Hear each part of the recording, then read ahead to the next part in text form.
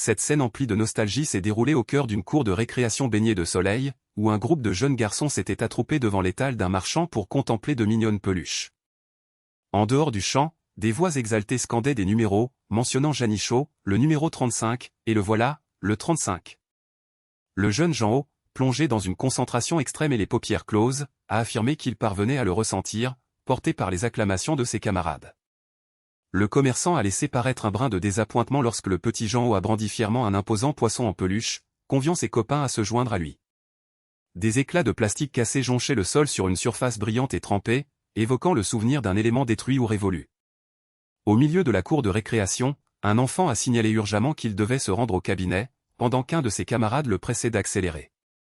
Le jeune Jeannot a balayé cette urgence d'un air décontracté, réfléchissant en son fort intérieur à l'incroyable veine qui ne le quittait jamais. La voix off expliquait que Jeannot avait constamment bénéficié d'une chance insolente sans jamais chercher à analyser cette aubaine, qui s'inscrivait naturellement dans son quotidien, à l'instar de tout un chacun. De nombreuses années plus tard, une voix hors champ incitait vivement un Jeannot plus âgé à se dépêcher durant ce qui s'apparentait à une partie de jeux vidéo sous haute tension. Jeannot, désormais plus mûr, n'a sollicité qu'un ultime instant, la paume posée sur une souris de jeu rétro-éclairée, malgré le scepticisme affiché par ses compagnons concernant les récompenses. Le corps à corps via n'est pas ulustré mais parlera et non du nom et du nom du nom. Ce que vous dites lorsque vous dites non à la nourriture au pis, ce n'est pas parce que vous ne pouvez pas le faire, vous ne pouvez pas la manger, ceux qui ne veulent pas aller à la nourriture, ceux qui n'ont pas la foi, qui trichent pour ne pas simplement dire non, vous ne dites pas non. Non c'est la patience du non, non c'est la patience du non. Aujourd'hui, ce n'est pas et ce n'est plus n'est pas sur le point de se manifester. Jeannot a pressé le bouton de sa souris de jeu, déclenchant l'ouverture de la malle au trésor dans un éblouissant rejaillissement de clarté dorée. Une superbe lame dorée et resplendissante a surgi, poussant le Jeannot plus âgé à s'exclamer que tout était accompli, EYK et sa bande de potes exultent de félicité. Jeannot, plus âgé, s'est réjoui de cet extraordinaire butin en arborant une mine pleine de grâce et d'assurance, remettant en mémoire à ses camarades ses facultés divines. Incliné vers l'arrière sur son fauteuil, Gino, plus âgé et nostalgique, savoure pleinement l'accomplissement de sa réussite ludique. Le récit a mis en lumière une triste vérité, la veine phénoménale de Gino dans les jeux vidéo ne lui servait strictement à rien dans l'existence réelle. Durant 2 années entières, Gino avait l'impression d'étioler au fond de sa chambre, enchaînant les parties de jeu, son habileté unique s'apparentant à un tour d'adresse inutile en dehors de la réalité virtuelle. Les courriers de rejet de candidature se sont multipliés et Gino, plus mature, a d'abord réagi par un défi plein de colère avant de s'effondrer sous le poids du désappointement d'avoir été recalé au second tour. Une nouvelle réponse négative pour un poste est apparue sur son smartphone, plongeant le Jeannot plus âgé dans un désarroi total, le visage impassible sous la fraîcheur extérieure. Au terme de 100 tentatives d'embauche infructueuses, le Jeannot plus âgé était totalement anéanti, affalé sur sa table de travail, prostré dans l'abattement. Progressivement, Jeannot, désormais plus mûr, s'est abandonné davantage à la tentation du monde virtuel, s'immergeant complètement dans l'univers de jeu. Pas avant Ukili en Jean-O acquis ce que je n'ai pas dans le jardin du Ukili plutôt aussitôt ils sont dans les rues à la. Le Ukil s'appelle Ukil dans le commentaire, leur chuchotement prédisent Ukil à l'écran. Quand le jour écrit à la main sur le pied est raide, mon amour Jean-O Ukiling est en solitaire. À présent absorbé par sa partie, le vieux Jeannot a scruté le mot écrit, se disant en son fort intérieur que c'était la pire des situations. Les compagnons de guilde de Jean-O, visibles à travers leurs avatars de jeu, ont témoigné leur stupeur et leur inquiétude devant sa décision abrupte de se déconnecter. Jean-O, l'air bouleversé et en sueur, s'est efforcé de clarifier son état auprès de ses partenaires de jeu. Un joueur non identifié a compris la passe difficile de Jean-O, devinant qu'il cherchait activement un travail. Le combattant en armure et l'homme barbiche ont manifesté leur compassion face aux difficultés de Jeannot et leur préoccupation quant à son départ imminent de l'aventure. Le Jeannot plus âgé a réagi en ouvrant de grands yeux, interloqué d'entendre son véritable patronyme mentionné. La magesse a demandé calmement au Jeannot plus âgé dans quelle université il étudiait et quelle était sa filière, ce à quoi il a répondu qu'il s'agissait de l'établissement Ginsan. Le guerrier en armure s'est alors renseigné sur la spécialité du Jeannot plus âgé, lui demandant d'un ton provocateur s'il maîtrisait au moins le calcul de base. Affichant un sourire enchanteur, la sorcière a affirmé que la quête d'emploi de Jean-O touchait à sa fin, lui intimant de ne plus gaspiller ses efforts ailleurs. L'homme à la barbe, souriant gentiment, a proposé sans détour un poste à Jean-O, l'invitant à intégrer leur structure. Jean-O a témoigné un profond étonnement et une certaine désorientation face à cette proposition professionnelle inattendue. Un sceptre enchanté diffusait une puissante lueur violette, mettant discrètement en avant les conditions élémentaires mais indispensables exigées par la magesse. la Magesse a réaffirmé vivement ses directives élémentaires au moment où Jeannot se faisait soulever et balloter par un sortilège, poussant des cris de protestation. Le récit s'est transposé vers un décor urbain contemporain tandis que la pensée déroutée de Jeannot interrogeait l'identité de cette fameuse société. Le véritable curriculum vitae de Jun Jeannot s'est affiché à l'écran, éveillant sa prise de conscience sur son absence d'expérience concrète dans ce domaine. Un individu portant des lunettes a communiqué une directive surprenante provenant de la direction générale afin d'affecter le jeune homme au sein du pôle commercial. L'homme à lunettes s'est montré stupéfait par cette décision directe du président, alors même que Park Hong-seo, chef du département trading chez Kyangin Security, est apparu l'air austère. La sorcière et le compagnon barbu échangeaient au sujet de cette consigne atypique émanant de la hiérarchie, pendant qu'une image symbolique montrait Jeannot chutant en parachute depuis les nues. Jeannot plane vers un imposant building contemporain, illustrant son recrutement peu conventionnel au sein de la firme. La séquence dépeignait de façon imagée Jun Jin tel un parachuté bénéficiant d'un coup de pouce extérieur. Park Hong-seo arpentait d'un pas assuré les couloirs d'un espace de travail moderne pendant que le commentaire informait du démarrage des cotations financières à 9 heures précises. La voix narratrice précise que les opérations véritables débutaient en réalité plus tôt, à 8h30, en raison du mécanisme de fixation des prix d'ouverture présenté à côté des horloges internationales. Des précisions ont été apportées concernant le fonctionnement boursier, qui ferme à 15h30 avant un ajustement ultime des cours à 15h40 via une enchère de clôture, totalisant ainsi 7h10 d'échanges intenses. Durant cette plage de plus de 7 heures, la voix off a caractérisé les marchés financiers comme un milieu mouvant et instable, ce qu'illustrait la courbe fluctuante d'un écran d'ordinateur. Le narrateur a achevé son explication en qualifiant la salle des marchés d'arène impitoyable où les sommes financières crépitent comme des projectiles, dévoilant un panorama de traders en pleine effervescence. Park Hong-seo conservait une mine très sérieuse tandis que la voix off annonçait les premiers pas d'un nouvel arrivant au cœur de cette arène surchauffée. La narration signala l'arrivée d'une recrue pistonnée alors que Young Jin-ho faisait ses présentations de manière officielle, gratifiant l'assemblée d'un discret sourire. Une perle de sueur perlant au niveau de la tempe de Young Jin-ho traduisait son attitude appliquée et légèrement anxieuse. Park Hong-seo a questionné Young Jin-ho au sujet de ses lacunes en finance et investissement, ce que Young Jin-ho a reconnu sans détour tout en affirmant sa volonté d'apprendre. Intérieurement, Park Hong manifestait son agacement à l'idée d'accueillir un novice complet qui nécessiterait un apprentissage repartant de zéro. Park Hong-seo a poursuivi sa réflexion intérieure, interprétant avec de l'ironie la consigne présidentielle comme une obligation de se charger d'une corvée et de ralentir l'activité de ses équipes. L'employé à lunettes, responsable d'équipe, a fait les présentations entre Young Jin-ho et la chef de projet adjointe Lee Hee-ryun. Le responsable d'équipe a confié le nouveau négociateur junior, Young Jin-ho, à la responsabilité de la responsable adjointe Lee, lui demandant de lui transmettre les bases du métier. La responsable adjointe Lee Hee-ryun a réagi par un chaleureux sourire, acceptant cette mission supplémentaire avec entrain. La chef d'équipe adjointe Lee Hee-ryun a guidé le jeune Jeannot à travers l'open space très animé pour lui indiquer son futur poste de travail. Le jeune Jeannot songeait à sa situation, n'en revenant toujours pas d'avoir été recruté au sein d'une entreprise de ce prestige. Une pression du doigt s'est faite ressentir sur la touche d'un distributeur de café au design épuré et contemporain. La chef d'équipe adjointe Lee Hee-ryun a explicité l'importance cruciale de la caféine pour les opérateurs boursiers, indiquant qu'ils en faisaient une grande consommation et devaient en préparer avant les réunions. La responsable adjointe Lee Hee-ryun a briefé Jun Jin-ho sur les habitudes caféinées de l'équipe, précisant que le manager Park n'en prenait pas par souci de discipline personnelle. Elle a par la suite souligné la charge de travail colossale des traders, incitant Jun Jin-ho à transmettre promptement tout document sollicité par la hiérarchie. La responsable adjointe Lee Hee-ryun a comparé l'espace de négociation à une maison de jeu brassant des sommes faramineuses, se réjouissant d'accueillir un profil comme celui de Yoon Jin-ho. Et tout comme eux, à l'image de Yoon Jin-ho et de la responsable Lee Hee-ryun, ce n'est pas vous et Yoon Jin-ho qui êtes les maîtres à bord pour orienter votre pensée. Jin-ho et Rosalo à Juna, votre pardon et nous nous occuperons des pranas, bien sûr. Cela revient à taquiner Jin-ho en lançant une remarque légère sur le comportement humain. Elle invite alors Yoon Jin-ho à conclure un pacte au sujet de leur future entraide professionnelle. Souriant amicalement, la responsable adjointe Lee Hee-ryun a fait un serment sincère à Yoon Jin-ho, quelles que soient les épreuves, nous ne baisserons jamais les bras. Jin-ho s'est pris à méditer sur le tempérament bien particulier de la chef d'équipe adjointe Lee Hee-ryun. Représenté en version miniature, Young Jin-ho a bombé le torse, sentant une vague d'assurance l'envahir et convaincu de réussir avec la responsable adjointe Lee Hee-ryun pour le guider. Au cours d'un point d'équipe, un intervenant a analysé les données économiques récentes, la nervosité attendue des cours et s'est renseigné sur l'évolution des devises. Divers collaborateurs ont ensuite apporté des éléments d'information sur le cours du dollar, l'attractivité des secteurs de l'armement et de l'automobile pour les fonds étrangers, ainsi que les risques de surévaluation de certains titres. Le responsable d'équipe à lunettes a alerté sur le risque de dépréciation si les capitaux étrangers continuaient d'affluer, appelant à une vigilance accrue quant au contrôle des risques. Le chef d'équipe a ordonné aux traders d'opter pour des ventes à découvert et d'élaborer des protections via des produits dérivés ou des contrats à terme, ce qu'un collaborateur a acté. Totalement désemparé, Young Jin-ho a concédé intérieurement ne pas saisir le moindre mot du vocabulaire boursier. Il s'interrogeait intimement sur sa légitimité au sein d'un univers aussi exigeant et rempli de pression. La présidente en version miniature a apaisé Young Jin-ho, balayant ses craintes tout en louant sa loyauté passée et sa courtoisie lors de leur session de jeux vidéo.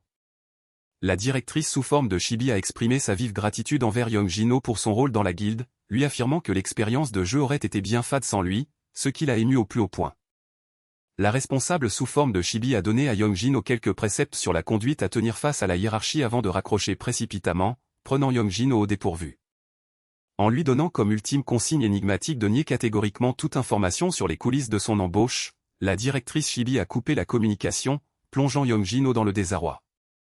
Jean-ho est resté interdit devant son téléphone portable une fois la communication interrompue.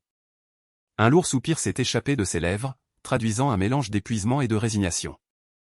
La chef d'équipe adjointe Lee Hee-ron a interpellé Yoon Jang-ho, qui a aussitôt répondu qu'il arrivait. Yoon Jang-ho a demandé des précisions sur ce qu'impliquait un portefeuille virtuel en observant l'écran de son poste. Yoon Jin-ho a concédé son ignorance, ce qui a poussé la responsable adjointe Lee Hee-ren à le qualifier gentiment de joueur pur jus. La responsable adjointe Lee Hee-ren a soulevé des questions d'ordre général sur l'intérêt du trading virtuel pendant que Yoon Jin-ho restait perplexe, se disant qu'il n'avait rien demandé de tel. Elle lui a par la suite précisé que l'établissement ne pouvait pas allouer de véritable liquidité à de nouveaux employés n'ayant rien démontré. La chef de projet adjointe Lee Hee-ren a détaillé en quoi les simulations avec de l'argent factice représentaient un passage obligé pour former et tester les recrues dans des conditions réelles de marché. Yoon Jin-ho a demandé des précisions, désireux de savoir si d'excellents résultats en simulation garantissaient un passage rapide au statut de trader expérimenté. La responsable adjointe Lee Hee-ren a réaffirmé fermement que le rendement primait surtout, le sommet de la pyramide appartenant à celui qui générait les plus gros bénéfices. Yoon Jin-ho s'est fait la réflexion que ce principe d'optimiser les gains à tout prix s'avérait finalement bien plus accessible qu'il ne l'avait imaginé. Une horloge à affichage numérique indiquait 59, amorçant le décompte avant le lancement des opérations boursières. Le cadran numérique a ensuite affiché 9 heures, donnant le signal officiel du début de la séance. Une effervescence soudaine s'est emparée de la salle des marchés, chaque employé gagnant d'un pas rapide son poste de travail. La chef d'équipe adjointe Lee Hee-ren a donné le top départ de la séance et Young Jin-ho est resté médusé par le changement d'ambiance instantané. Le traître est celui qui a une réputation, car le Kawazimap dit aux gens écorchés que l'Anking sera attirant, le Fakir King ne fera que nuire. Et c'est comme un ulansik de l'arrêt est celui qui a demandé, le Ujina est celui qui peut s'entendre. Si c'est mercredi, la réunion aura lieu, le Kawan est mon Atam, pourquoi le Ulansila est-il parmi les Ankakutins? Mon Ezang est étrange, comme s'il ressentait quelque chose d'inhabituel. Yoon Jin-ho a éprouvé une drôle de sensation au bout des doigts au moment de poser sa paume sur la souris, qui a émis une lueur bleutée. Une onde lumineuse et vive a jailli de ses mains alors qu'il tenait le périphérique, et Yoon Jin-ho a immédiatement identifié ce ressenti si familier. Yoon Jin-ho a assimilé cette vibration intense à la montée d'adrénaline qu'il éprouvait juste avant de décrocher un équipement d'exception dans ses parties de jeux vidéo. La responsable adjointe Lee Hee-ren décrivait une donnée boursière, indiquant que la couleur bleue signifiait qu'une action touchait son seuil le plus bas, tout en analysant d'un œil discret la réaction de Yoon Jin-ho dont la main rayonnait. Yoon Jin-ho s'est remémoré que ce dont ne lui servait d'ordinaire à rien dans le monde réel, n'étant qu'une modeste aptitude confinée à l'univers virtuel. Cependant, il a décrit la réaction physique déclenchée par son pouvoir, et cela n'avait rien à voir avec son imagination. La jeune Jeanne aime les gens, et c'est une belle jeune femme, c'est le genre de fille qui ne peut s'empêcher d'être énergique. Les managers Lee Hee-ren l'ont laissé flotter, laissez-le flotter et vous pouvez la jeune Jeanne me laisser siffler maintenant. Les managers attentionnés et attentionnés, Lee Hee-ren, sont désormais attentionnés. Dépitée, la chef d'équipe adjointe Lee Hee-ren a fait une réprimande à Yoon Jin-ho, lui rappelant qu'on ne pouvait pas cliquer aveuglément sur le bouton d'achat, particulièrement pour un ordre au marché exécuté instantanément. Elle lui a montré un chandelier bleu sur le moniteur, lui demandant d'en donner la couleur, ce à quoi il a laconiquement répondu « bleu ». La responsable adjointe Lee Hee-ren a approuvé, expliquant que ce ton indiquait que le titre avait atteint son plancher et continuait d'abaisser sa valeur, conduisant un Young Jin-ho inquiet à demander s'il fallait revendre. Pesant le pour et le contre, la chef d'équipe adjointe Lee Hee-ren a préconisé la patience, espérant une remontée au vert, tandis que Yong Jin-ho songeait à limiter les dégâts en cédant ses parts. Yong Jin-ho s'est confondu en excuses embarrassées pour sa fausse manœuvre, en se frottant la nuque. La chef de projet adjointe Lee s'est montrée rassurante, lui rappelant qu'il s'agissait d'une simple simulation et qu'aucune perte réelle n'était à déplorer. Jung Jin-ho regrettait amèrement son clic prématuré, repensant à ce réflexe hérité des jeux vidéo, tout en doutant de l'utilité d'un tel don en bourse alors que le cours s'enfonçait. Plein de déception, Jung Jin-ho a baissé le regard, sans voulant d'avoir cru à une chimère. La responsable adjointe Lee Hee-ron observait sans mot dire l'air dépité de Jung Jin-ho. Le récit dépeint ensuite un individu aux yeux rougeoyants, arme blanche au poing, pour illustrer l'extrême intensité des transactions à très court terme. Deux écrans divisés illustraient rapidement le concept de trading à court terme, montrant des profits réalisés sur des opérations ne durant que quelques secondes ou quelques minutes, le tout accompagné de bruits de saisie rapide. La voix narratrice a indiqué que cette pratique ultra rapide s'appelait le day trading, précisant que le plateau de bureau regroupait de vrais passionnés de cette méthode. Un homme à lunettes guettait le moindre mouvement du marché, le regard plein des courbes boursières pendant qu'un chrono égrenait les secondes, marquant la lutte constante entre hausses et baisses. L'aspect crucial et immédiat des choix d'arbitrage était mis en exergue par un plan resserré sur une main enchaînant les clics sur la souris. Un dernier clic s'est fait entendre avant qu'une voix annonce la clôture de la séance, marquant la fin des activités de trading. La voix off a décrit la fin de journée comme un shoot de dopamine ou une crise de frustration, au moment où un homme à lunettes fêtait le résultat le poing levé en hurlant victoire. Le gain moyen de 1,3% obtenu par le collègue a provoqué un soupir chez un employé et de la surprise chez un autre, sous les yeux attentifs de Jung Jin-ho et de Lee Hee-ron. Jung Jin-ho s'est demandé si 1% représentait une vraie performance, ce à quoi la responsable Lee Hee-ron a répondu qu'une moyenne de 1,3% était un résultat remarquable. Souriant et faisant des gestes, la chef d'équipe adjointe Lee Hee-ron a ajouté qu'un trader confirmé gérant un portefeuille de 20 milliards avec ce rendement ferait partie de l'élite, générant 3 milliards de profits annuels. Par contre, le buste bien visible, s'est appuyé contre la séparation du bureau, répétant sa philosophie selon laquelle le profit est le seul maître dans une société de courtage. Le collègue récompensé, Lee, a levé la tête avec étonnement lorsqu'il a entendu son nom. Par contre, a affiché un sourire satisfait, saluant l'excellent travail de Lee et le motivant à poursuivre sur cette lancée. Lee s'est incliné bien bas pour saluer son supérieur, qui a aussitôt rappelé que le plus dur reste à faire. Un affichage numérique marquant 88 a souligné les consignes de Park Hong-seo exigeant de faire le bilan des positions du jour et de calculer le PNL pour anticiper la stratégie du lendemain. La responsable adjointe Lee Hee-ren s'est dirigée vers Park Hong-seo, qui était captivé par son écran d'ordinateur. Park Hong-seo a levé les yeux vers Lee Hee-ren pour lui demander si elle avait une remarque à faire. La chef d'équipe adjointe Lee Hee-ren a esquissé un sourire crispé, marquant une hésitation au moment d'évoquer le cas de la recrue. Park Hong-seo, une brique de boisson en main, a demandé de quoi il s'agissait d'un air grave. Park Hong-seo a réagi d'un rire moqueur en apprenant que la recrue avait commis l'erreur d'acheter une position maximale avec un ordre au marché. La chef de projet adjointe Lee Hee-ren a expliqué la fausse manipulation de Yong Jin-ho pendant la prise en main, cherchant à tempérer la réaction de sa hiérarchie. Ah bon? Ok. Park Hong-seo valide la situation du regard, fixant le moniteur tout en manipulant la souris. Ses réflexions se sont portées sur Jungang Insurance, s'interrogeant sur le bien fondé de miser sur une compagnie d'assurance dans ce contexte. Park Hong-seo a souligné que les débutants passaient fréquemment des ordres erronés, ce qui justifiait l'existence des portefeuilles fictifs. Ses sourcils se sont froncés en observant l'achat d'une position complète au cours du marché. L'analyse interne de Park Hong-seo laissait penser qu'il suspectait une démarche réfléchie plutôt qu'une simple maladresse. Balayant ses doutes, Park Hong-seo est resté à sa place, rappelant qu'il ne s'agissait que d'un jeu avec des fonds virtuels ne méritant pas qu'on s'y attarde. S'enfonçant dans son fauteuil, Park Hong-seo a conclu à une simple intuition passagère, une erreur classique d'un élément parachuté. Un bruit d'accroche s'est fait entendre comme un siège qu'on déplace, indiquant la fin des cotations et le début d'une surcharge de travail. Jung Jin-ho poussait un chariot surchargé de dossiers tandis que Lee Hee-ren portait une imposante pile de documents, tous deux exténués par cette accumulation de tâches. Ils étaient pleinement mobilisés pour traiter les demandes d'analyse statistique et préparer les synthèses pour les réunions stratégiques post-séance. 14 heures de présence s'étaient déjà écoulées depuis leur arrivée au bureau ce matin-là. Bien. Au moment de quitter les lieux, la responsable adjointe Lee Hee-ren a félicité Yoon Jang-ho pour son comportement exemplaire durant sa première journée. Yoon Jang-ho a reconnu sa bévue avec modestie, une perle de sueur sur le front. Il s'égratte l'oreille d'un air confus, cherchant à se rassurer sur la faible gravité de son erreur. La chef d'équipe adjointe Lee Hee-rin a affiché un sourire bienveillant, dédramatisant l'incident en se demandant qui tiendrait rigueur à un débutant pour une erreur en trading virtuel. La responsable adjointe Lee Hee-rin a ensuite remémoré à Young Jin-ho son engagement de ne pas abandonner, peu importe les obstacles. La responsable adjointe Lee Hee-rin lui a souhaité une bonne soirée et Young Jin-ho, en s'inclinant, lui a conseillé de bien rentrer alors qu'il prenait des chemins différents. Young Jin-ho a piqué du nez en souriant de contentement, se disant intérieurement qu'il avait une chance folle d'être encadré par une personne si attentionnée. Tout en s'éloignant du bâtiment en s'étirant et en bâillant, Young Jin-ho savourait la gentillesse de la chef d'équipe adjointe Lee Hee-rin. La sonnerie de son téléphone a fait sursauter Young Jin-ho, l'incitant à se retourner.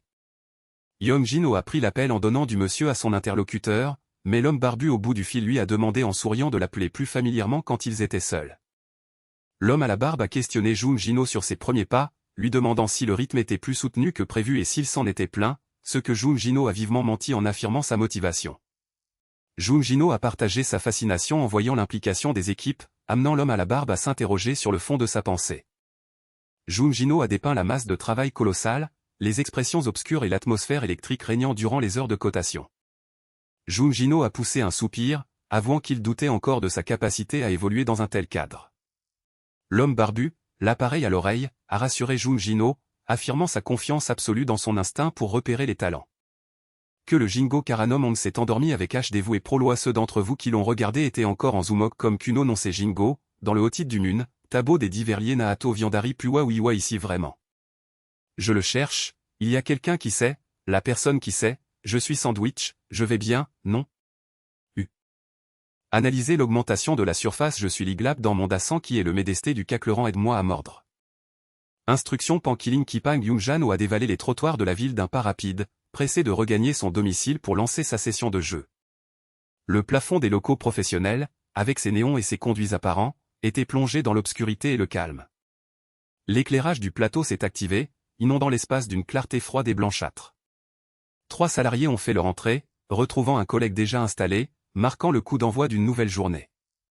Un clic s'est fait entendre sur une souris d'ordinateur, lançant la reprise des activités financières. Vous pouvez, ma copie Feminara, c'est Adrian Esliou, l'officier en ligne à Mahon à l'esthétique des tabacas, à Wong, on espère que le Mahon sera entendu, le Mahon et le Mahon du Mahon du Mahon et le Mahon, je suis le Mahon du Mahon qui est Arouin du Mahon. Par Concio, homme optimiste de Mahon, ils sont dans Mahon de Mahon, aujourd'hui, le Mahon du Mahon et le Mahon du Mahon du Mahon et le Mahon du Mahon. C'est déjà mélangé de l'un à l'autre, toucher les données des données et la fin du toucher et le dilatozéon de la compréhension de lui dans le Pyoyamontuish. Comme le Manigaponon Alangeya Malayagay, Pangagay et pour l'instant la récolte du soja, Par Conseo a parlé du plagayant. Par Conseo est là pour se laver en panmeng kinésien, Pag Kukuluyang du petit qui ne veut pas pouvoir comprendre. Par Conseo, même s'il se fait prendre par la lèvre, sera tenté de se lancer dans la chasse. L'écran de son moniteur affichait la valeur Jun Gang Insurance, orientée à la hausse alors que le pointeur survolait le graphique. Un graphique boursier stylisé illustrait une volte-face saisissante, après une série de chandelles bleues en chute libre, une unique bougie rouge grimpait en flèche avec une vigueur spectaculaire. La chef d'équipe adjointe Lee Hee-rin et Young Jin-ho sont restés stupéfaits devant l'écran, qui affichait une poussée de 15% sur le titre acquis la veille par Young Jin-ho. Assistant. Le jeune Jin-ho a tenté d'apporter une explication avec calme, mais la responsable adjointe Lee Hee-rin a eu un mouvement de recul sous le coup de la surprise. Par Conseo, adoptant une posture solennelle, a appelé le jeune Jin-ho par son nom complet. D'un ton ferme, Par Conseo a invité le jeune Jin-ho à le rejoindre dans son bureau pour un entretien. L'affichage numérique d'une station de métro moderne présentait l'état du trafic ainsi qu'un message de prévention pour la journée des transports. Un groupe d'usagers, au sein duquel se trouvaient Young Jin-ho et Lee Hee-rin, patientait sur un quai bondé alors qu'un signal sonore retentissait. Young Jin-ho a avalé d'un trait le contenu d'un flacon de boisson énergisante. Au milieu du flux de voyageurs, Young Jin-ho songeait à sa fatigue persistante, malgré sa session de jeu partagée avec ses amis la veille. Les parents de Jin-ho ont manifesté une joie immense matinée d'incompréhension en apprenant que leur fils venait d'entrer chez Kuangan Security. Young Jin-ho a confirmé l'information d'un air timide, incitant sa mère à se demander comment il avait pu décrocher ce poste au vu de son parcours. Une voix a contré la remarque maternelle, pendant que le père de Young Jin-ho rappelait la persévérance de leur fils, l'amenant à demander si l'intervention précédente était une félicitation. Le père de Jeanne lui a tapoté l'épaule chaleureusement, exprimant toute sa fierté envers son fils. Ses deux parents irradiaient de bonheur, l'encourageant à donner le meilleur de lui-même face aux embûches à venir. Jeannot ne parvenait pas à se souvenir de la dernière fois où il avait vu ses parents aussi sincèrement épanouis. Il a franchi le seuil de la grande tour de bureau d'un pas ferme parmi les autres salariés, bien décidé à s'investir pleinement dans ses nouvelles fonctions.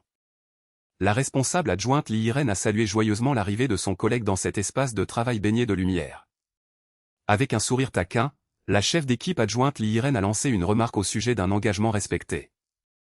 Jung Jin-ho a affiché un regard déterminé, annonçant sa volonté d'offrir le meilleur de lui-même aujourd'hui, quel que soit son niveau d'expertise. La chef d'équipe adjointe Lee Irene a poussé un hoquet de surprise devant son écran, captant l'attention de Jung Jin-ho.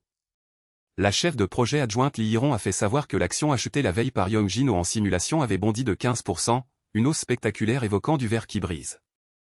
Jung Jin-ho et Lee Irene ont observé les données boursières avec incrédulité, une pensée folle leur traversant l'esprit.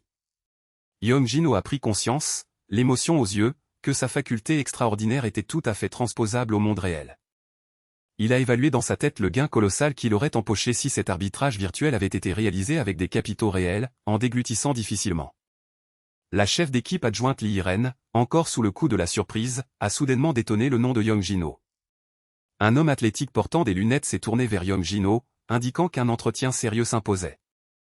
Jung Jin-ho a ressenti une certaine appréhension lorsque cet homme imposant l'a invité à le suivre jusqu'à son bureau.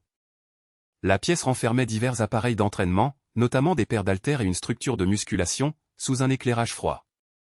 Étonné, Jung Jin-ho a constaté que l'espace de travail de cet homme athlétique tenait également lieu de salle de sport, s'interrogeant s'il s'exerçait ici faute de temps libre. L'homme athlétique aux lunettes a demandé à Jung Jin-ho comment se déroulait son intégration, ce à quoi ce dernier a répondu avec entrain malgré sa nervosité. Jung Jin-ho a levé les 2 pouces d'un air assuré, affirmant à l'homme athlétique aux lunettes que l'équipe se montrait très bienveillante à son égard. L'homme à la carrure imposante a révélé qu'il était le seul du groupe à détenir un secret particulier, provoquant la perplexité de Jung Jin-ho. Le homme musclé avec des lunettes a ensuite révélé que Jung Jin-ho avait été directement placé par le président. Jung Jin-ho a ouvert des yeux ronds sous le choc en apprenant la nature exacte de sa nomination. L'homme à la carrure imposante a expliqué qu'un tel bruit allait inévitablement circuler et a exprimé sa volonté de clarifier la situation. L'homme athlétique aux lunettes a demandé sans détour à Jung Jin-ho quel était son lien avec le président, cherchant à savoir s'ils avaient un parenté. La représentation miniature d'un personnage est apparue, recommandant à Jung Jin-ho de taire ses rencontres virtuelles, alors qu'il cherchait ses mots. Jung Jin-ho a décliné poliment de s'étendre sur ses liens avec le président, arguant qu'il ne lui appartenait pas de s'exprimer là-dessus. L'homme à la stature imposante a marqué un temps d'arrêt avant de respecter le choix de Jung Jin-ho de garder le silence. L'homme athlétique aux lunettes a réorienté la conversation, cherchant à comprendre le coup d'éclat réalisé sur Jungang Insurance. Jung Jin-ho peinait à s'expliquer sur l'affaire Jungang Insurance, pendant que son interlocuteur l'observait d'un œil analytique. L'homme à la carrure imposante se remémorait la présence de Jung Jin-ho lors d'une présentation stratégique sur les évolutions des taux et la santé des assureurs. Il continuait de méditer sur le timing parfait de Jung Jin-ho, trouvant cette précision trop parfaite pour être l'effet du hasard chez un néophyte. L'homme athlétique aux lunettes se demandait si le coup de maître de Jung Jin-ho découlait d'une analyse poussée ou d'une chance insolente. Jung Jin-ho s'est frotté le cou d'un air gêné, mettant ce succès sur le compte du hasard et de sa bonne étoile. L'homme à la carrure imposante s'est montré fort dubitatif face aux explications de Jung Jin-ho concernant sa veine. L'homme athlétique aux lunettes a alors pris congé de Jung Jin-ho, le remerciant et lui indiquant qu'il pouvait regagner son poste. Jin-ho se tenait immobile dans le passage, l'air anxieux et mal à l'aise. Agacé, Jin-ho a serré sa poignée de musculation, repensant à la remarque sur sa simple veine d'un air grinçant. La narration a présenté Wang De-won, le président de Kuang Security, qui privilégiait le mérite avant tout, appliquant une vision centrée sur l'humain plutôt que sur les simples capitaux. Jin-ho tapotait sur ses touches, convaincu que le problème était plus profond et bien décidé à en avoir le cœur net. Par contre Xiao, manipulant énergiquement son outil de musculation, a demandé à ce qu'on fasse venir la responsable adjointe Lee Irene. La chef d'équipe adjointe Lee Irene se tenait bien droite face à Park Hong-seo, qui occupait son fauteuil dans ce vaste bureau. Lee Irene et Park Hong-seo se sont dévisagés, la jeune femme laissant poindre une pointe de curiosité et d'étonnement. Jin-ho a répondu d'un ton timoré, sa mine trahissant sa nervosité. Park Hong-seo leur a ordonné de se dévouer entièrement au trading virtuel, une consigne que Lee Irene a accueillie avec enthousiasme comme une véritable marque de confiance du manager. La chef d'équipe adjointe Lee Irene s'est approchée de Jin-ho avec entrain, attribuant cette belle opportunité à son coup d'éclat sur le secteur des assurances. La responsable adjointe Lee Irene, le regard pétillant, a détaillé en quoi cette focalisation sur le virtuel leur éviterait les corvées annexes tout en affûtant leur lecture du marché pour progresser. Li Yiran a chaleureusement remercié Jeannot en lui donnant une tape sur l'épaule, pendant que celui-ci minimisait la chose en parlant de simples réussites fortuites. Park Hong-seo a exigé une attention maximale pour la réunion à venir, ce qui a fait sourire Li Yiran tandis que Jeannot acquiesçait d'un air tendu. Jeannot mesurait la portée de ses consignes, comprenant qu'il allait passer ses journées sur les marchés fictifs, ce qui ne manquait pas de le stresser. Un rétroprojecteur s'est allumé, balayant de son faisceau lumineux la pièce sombre. Park Hong-seo, debout derrière son pupitre d'un air assuré, a pris la parole devant son équipe pour ouvrir la session de débriefing. Park Hong-seo a lancé les échanges en désignant le marché des mobilités électriques comme le domaine clé du moment, tout particulièrement sur l'ensemble de la chaîne d'approvisionnement. Jeannot et la responsable adjointe Li Yiran ont suivi le briefing stratégique avec la plus grande attention avant le lancement des opérations boursières. Le récit soulignait que le point portait sur les tendances fortes, tandis que Jeannot mesurait en lui-même sa surprise de retrouver du vocabulaire de jeux vidéo au sein d'une société financière. Le bloc-notes de Jeannot reflétait ses pensées, il réalisait que malgré son nouveau statut, le monde de la finance exigeait la même préparation tactique que ses anciennes sessions virtuelles, Le récit mettait en parallèle la construction d'une stratégie financière et la préparation d'un raid dans un jeu, exigeant données, méthodes, répartition des rôles et engagement. Un flot de données sur les réglementations environnementales des batteries et les cours du nickel fusait autour de Jeannot et Li Yiran, poussant le jeune homme à admettre son statut de parfait novice dans cet univers. Park Hong-seo a vivement réprimandé son pôle pour n'avoir pas concrétisé les cibles du mois, les mettant en garde contre toute prise de risque irréfléchie pour se refaire. Affichant une mine résolue, Park Hong-seo a décrété que le mot d'ordre du jour serait la prudence la plus absolue. Jeannot et Li Yiran affichaient une mine apaisée au moment où Park Hong-seo clôturait la séance d'un geste sec. Un collaborateur à lunettes a sollicité Li Yiran et Jeannot pour rassembler des informations sur les actionnaires minoritaires du secteur métallurgique, ce qui a étonné la jeune femme. Park Hong-seo s'est interposé, ordonnant aux collaborateurs d'attribuer cette tâche administrative aux juniors des autres pôles. Park Hong-seo a rappelé que Jeannot et Yiran avaient d'autres priorités, ce que l'employé à lunettes a acté immédiatement. Le récit a mis en avant les consignes très claires de Park Hong-seo, enregistrées par l'employé d'un hochement de tête pensive. Jeannot et Li Yiran se tenaient bien droit, préservés des tâches secondaires par l'instruction directe du manager Park de les laisser travailler en paix. Jeannot a pivoté sur son siège, conscient que cette décision jouait nettement en leur faveur. Affichant une mine très motivée, Jeannot se meubla sur son fauteuil, mesurant toute l'importance de cette opportunité. Jeannot a positionné délicatement ses doigts sur la souris, prêt à entrer en action. Le regard de Jeannot a été capté en très gros plan, rivé sur les chiffres du marché qui se reflétaient dans ses yeux. Jeannot a déplacé son curseur, impatient de vérifier si son don se manifesterait sur le marché réel. Il surveillait attentivement l'écran de négociation, une légère goutte de sueur perlant sur son front. La main de Jeannot est restée suspendue au-dessus du bouton, prête à valider l'ordre. Les yeux de Jeannot se sont animés d'une étincelle d'assurance, comme s'il déclenchait un pouvoir mystérieux.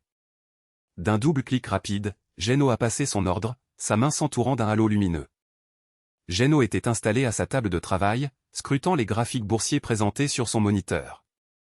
L'homme à lunettes a réagi d'un air pensivement surpris devant une information affichée sur son écran. Ses yeux se sont écarquillés au fur et à mesure qu'il se concentrait sur le phénomène en cours. Le graphique boursier révélait une position engagée à 100% sur la valeur Diane Solutions, marquant une prise de risque maximale. L'espace de travail baigné de lumière bruissait de l'activité des employés, rythmé par le timbre incessant des téléphones. La responsable adjointe Li Yiran s'était tirée d'un air satisfait, un léger sourire aux lèvres en se disant que la journée se déroulait à merveille. Ses pensées se sont portées sur Jeannot, se demandant si elle ne l'avait pas trop délaissé en s'immergeant dans ses propres dossiers. Soudain, Li s'est penchée en avant, stupéfaite de constater l'immobilité totale de Jeannot. Une mine d'inquiétude a déformé le visage de Li Yiran, craignant que Jeannot n'ait essuyé des pertes massives durant son absence. La main de Jeannot reposait immobile sur la souris, témoignage passif de son inactivité. Jeannot se faisait la réflexion qu'ayant engagé tout son capital dès le début, il n'avait plus le moindre mouvement à exécuter. Il a observé la valeur Diane Solutions s'enfoncer et a regretté en silence de ne pas s'être orienté vers une valeur dans le vert. Li Yiran a demandé sur un ton enjoué à Jeannot où en était sa simulation, ce à quoi il a répondu de façon évasive que tout suivait son cours. Fier d'elle, Li Yiran s'est vanté de son rendement de 2% en formant un signe V avec ses doigts, pendant que Jeannot mimait l'admiration. Affichant un sourire bienveillant, Li Yiran s'est approchée avec l'intention de jeter un œil aux résultats de son cher junior. Elle a sursauté d'effroi en découvrant l'écran, demandant à Geno s'il avait à nouveau tout misé sur une seule entreprise. La responsable adjointe Lee Irene a vivement tensé Geno pour avoir reproduit la même faute, lui rappelant les règles de base sur la répartition des risques. En s'éloignant, Lee Irene regrettait le manque de prudence de Jean-O tout en lui adressant un sourire gêné et silencieux. Intérieurement, Jean-O cherchait comment justifier son intuition surnaturelle sans devoir dévoiler son pouvoir, même à sa bienveillante tutrice. Jean-O a eu un mouvement de recul teinté de crainte quand Lee Irene lui a demandé de rester après la fermeture, avec. Pleine de détermination, Lee Irene a proposé une session de formation spéciale sur les clés de réussite du département, promettant un repas pour motiver les troupes. La responsable adjointe Lee Irene a fixé Jeannot, attendant l'accord d'un jeune homme manifestement pris de court. Jeannot a donné son accord avec enthousiasme, levant le pouce à la façon d'un personnage de dessin animé, bien qu'une pensée sous-jacente révélât ses appréhensions quant à cet entraînement strict, leur échange a été interrompu par l'arrivée du manager adjoint Yang Mi-ju, venu s'interroger sur leur occupation. Le manager adjoint Yang Mi-ju, l'air sévère et les bras croisés, les a interpellés en insinuant qu'ils gâchaient leur temps. Lee Irene et Geno ont aussitôt frissonné avant de s'incliner pour s'excuser face au mécontentement affiché par Yang Mi-ju, non. Le directeur adjoint Yang Mi-ju Verdo assistant Man, je n'aime pas la poudre de serre du Coran de Lee Irene qui est un concours excessif du meet-up la main d'eau. Jean Hoc, c'est un employeur, mais c'est un signal, parce que Marie Liganuro est ma propriétaire dans les Paraopo, parce que nous n'avons pas de village. Le manager Lee Irene est bien sur le manager adjoint Yang Mi-ju Zinsil Jurin Sabon Ayegit na Sabon Ayogad na Sabon. Fini avec le magazine de stratégie longue pendaison de Sony Performing du chien cool qui est dans les mares de problèmes. Il n'est pas cher au foie que ce que nous toucherons à la pointe du marteau, les permissions de nos débuts soient touchées. Le nôtre, le nôtre, le nôtre, le nôtre, le nôtre, le nôtre, le nôtre, le nôtre maintenant.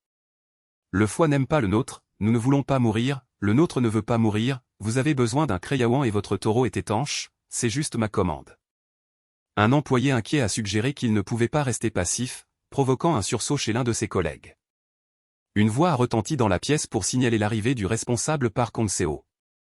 Park Hong-seo a motivé ses troupes, déclarant que chacun devait donner son maximum avant de convoquer une réunion de crise juste après le café. Park Hong-seo a suggéré avec un brin d'ironie d'atteindre les objectifs fixés aujourd'hui, alors que les équipes semblaient se rassembler pour évaluer la situation. Le chef d'équipe Kim Akta est convaincu que Park Hong-seo maintient le meilleur état d'esprit au sein des équipes malgré la baisse du marché. Le responsable Kim Akta a enchaîné avec une pointe de sarcasme sur les difficultés rencontrées par son collègue. Park Hong-seo dirige le groupe de Akta et l'ambiance semble bonne, suggérant une organisation bien rodée. Park Hong-seo a répliqué en mettant en avant la franchise de Kim Akta tout en pointant du doigt les petites corvées qu'il imposait à ses novices. Le chef d'équipe Kim Akta a réorienté le débat, abordant le recrutement de la recrue pistonnée par la présidence et accusant Park Hong-seo d'opportunisme politique. Park Hong-seo s'est inscrit en faux contre cette idée, affirmant qu'il cherchait simplement à éclaircir un point précis, ce qui a piqué la curiosité de Kim Akta. Park Hong-seo a précisé sa démarche, déterminer si la nouvelle recrue était un poids mort ou si elle cachait un réel savoir-faire. Le manager Kim Akta a pris acte de ses explications tout en prévenant Park Hong-seo d'éviter que cette embauche ne crée des tensions. Le regard pénétrant de Park Hong-seo témoignait de sa parfaite connaissance des lois impitoyables de la finance, où le moindre faux pas se paie au prix fort. Il y a le Sazuban Langan, l'homme au ballon en brownin, je suis Aligo l'homme les Wangia, la taille du canon. Même les Wangia ne sont pas ceux du Penazib, pas les Igos dans les Huigons ne sont les Langans qui ne sont pas les Huigons sont les Langans. En ce moment, je suis PDG si l'équipe est d'accord, ils seront entourés de Huigons et ils seront Huigons. Ne soyez pas jaloux des Huigons, de ceux qui nous aiment dans le Haut-de-Car où sont les gens d'aujourd'hui et s'ils sont encore là aujourd'hui. En tant que Park Hong-seo, nos instructions sont bonnes, pas dans notre domaine à l'heure actuelle, mais pour l'époque d'aujourd'hui. Quelle façon d'aimer le jeune Jean Okoang God aujourd'hui et les Odes sont des Odes aujourd'hui et les Odes le sont aujourd'hui. Park Hong-seo, parmi les masses qui cultivent les Odes font rire les Odes, on se moque maintenant des gens des Odes et les Odes sont maintenant faibles. Deux employés ont souligné la présence imposante de Park Hong-seo durant la réunion, dégageant un charisme sombre. Park Hong-seo regrettait d'avoir tiré des conclusions hâtives, pensant qu'un simple hasard avait fait miroiter des qualités chez Geno.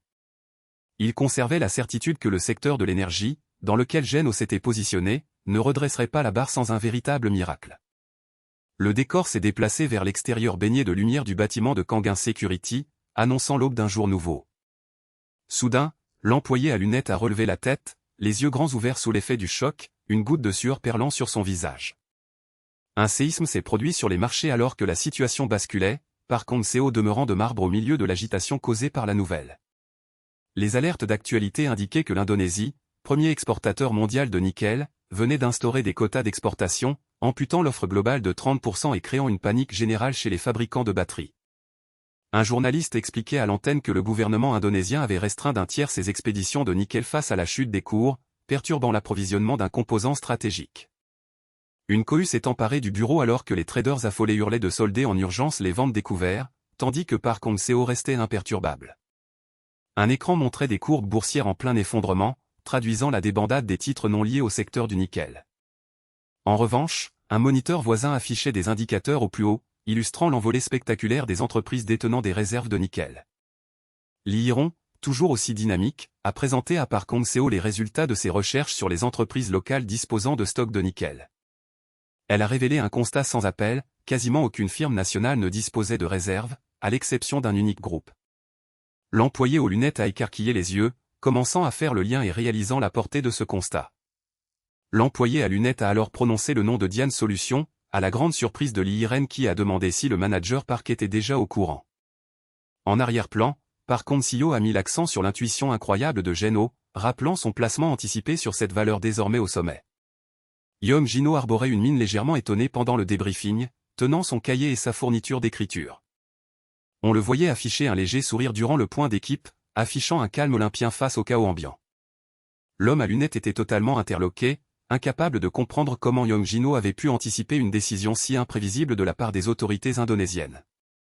Young Jin-ho a tourné la tête, un brin surpris d'entendre son nom scandé.